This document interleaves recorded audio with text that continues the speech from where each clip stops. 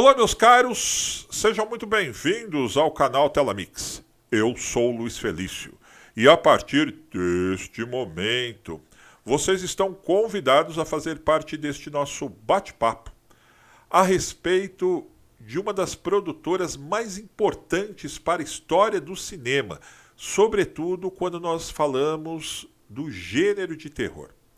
A Hammer.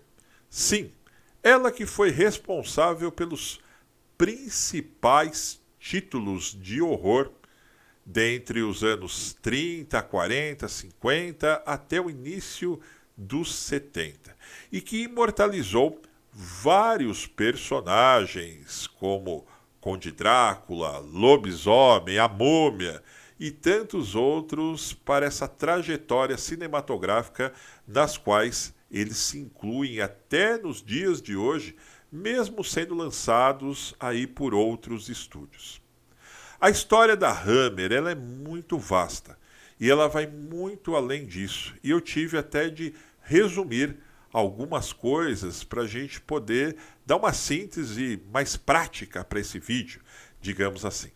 Mas antes de eu começar a resenha, eu enfatizo aquele convite de sempre, ou seja, caso você ainda não estiver inscrito aqui no canal Telamix, meu amigo, minha amiga, se inscreva a partir de agora, pois saiba que eu não falo só a respeito de filmes e seriados, e sim tenho outras novidades tão interessantes quanto que eu vou deixar para que você descubra se inscrevendo no canal a partir de agora. Combinado? Posso contar com você? Olha lá, hein?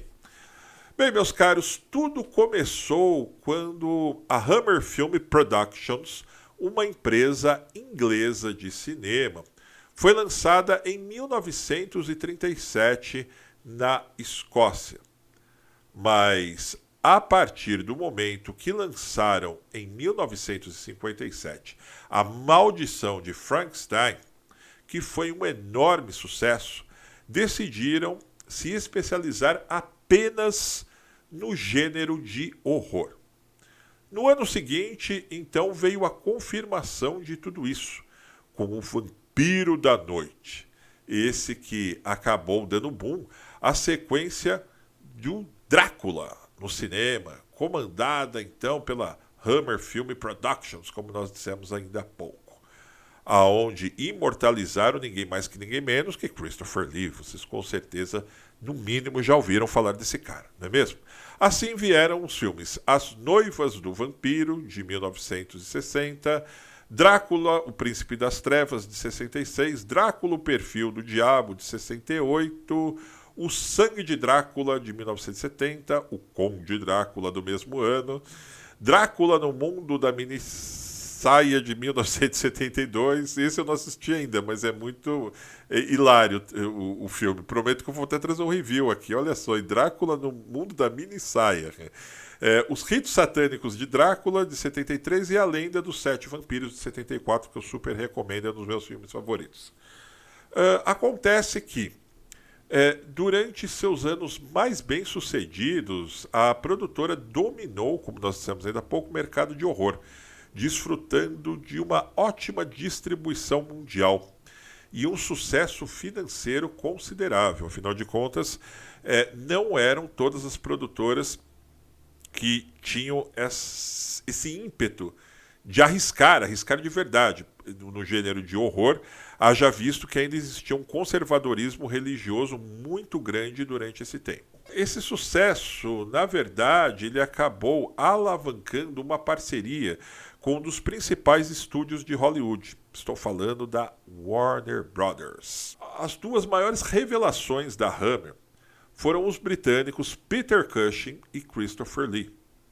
Peter Cushing, depois, que chegou a fazer Star Wars, mas ficou imortalizado como Van Helsing nos filmes do Drácula, e o próprio Christopher Lee, que quem já acompanha filmes do Drácula desde sempre, quando fecha os olhos e fala Drácula, com certeza você pensa que o Christopher Lee é o próprio. Isso acontece comigo invariavelmente. Acontece que, durante essa larga extensão de vários filmes que foram lançados pela Hammer, nós temos que citar aqui que, além do Drácula, ainda nós tivemos As Bodas de Satã, de 1968, A Criatura, e a Maldição de Frankenstein, de 1957, Carrie e a Múmia, de 1959, e muitos outros. A gente também aqui vai acabar falando sobre os vários filmes de lobisomem que a Hammer produziu, que foram, sabe? Se a gente começar a citar cada um aqui, a gente vai deixar um vídeo aqui de aproximadamente 30, 40 minutos, que não é a minha intenção, ok? Mas se você tem curiosidade aí, clica aí lobisomem Hammer no Google, vocês vão ter uma infinidade, ok? Aliás, eu me lembro muito dos filmes da Hammer, meus caros. Quando eu tinha mais ou menos uns 8, 9 anos de idade, passava no Corujão da Rede Globo.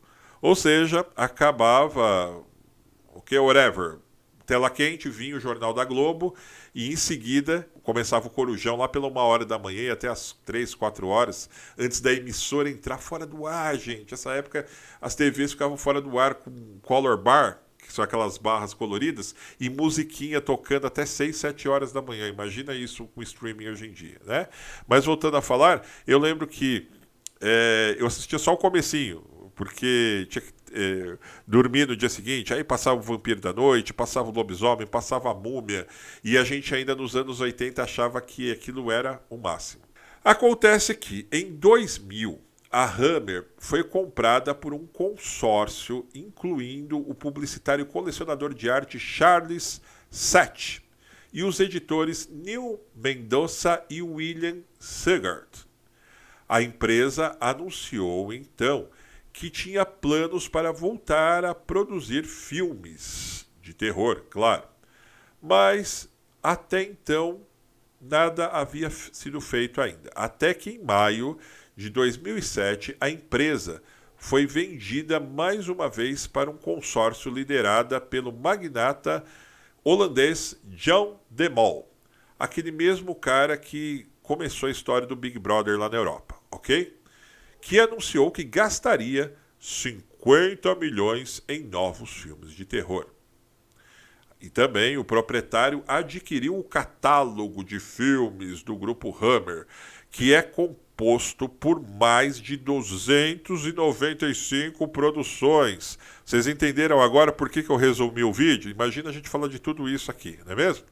Nessa época, eles também lançaram alguns filmes interessantes, que parecia ser o renascimento da Hammer, como a versão americana de Deixe-me Entrar, ainda Chloe Grace Moretz novinha. Isso foi em 2010, adoro esse filme, por sinal, apesar que muita gente prefere o sueco, a versão original sueca. A Inquilina, um filme que eu gosto bastante também, de 2011. A Mulher de Preto, com Daniel Radcliffe, em 2012, que eu particularmente não gostei. E A Marca do Medo, que eu acho mais ou menos de 2014.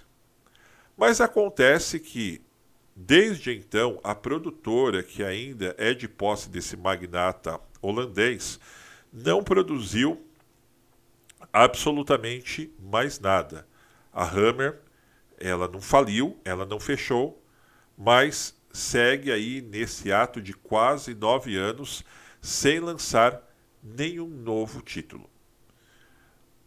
Uma opinião particular, eu acredito que já deu, certo? Porque hoje, de fato, é difícil você competir com todo um mercado cinematográfico que é voltado com diretores muito bem pagos, com toda aquela questão de CGI e estúdios grandiosos. E na época, a Hammer, quando ia produzir um filme, era praticamente de forma artesanal. Eu acredito que eles ganharam esse mercado durante os anos 50, sobretudo até o início dos anos 70, pela ousadia. Porque, como eu disse ainda há pouco, na época quase ninguém queria fazer filme de terror.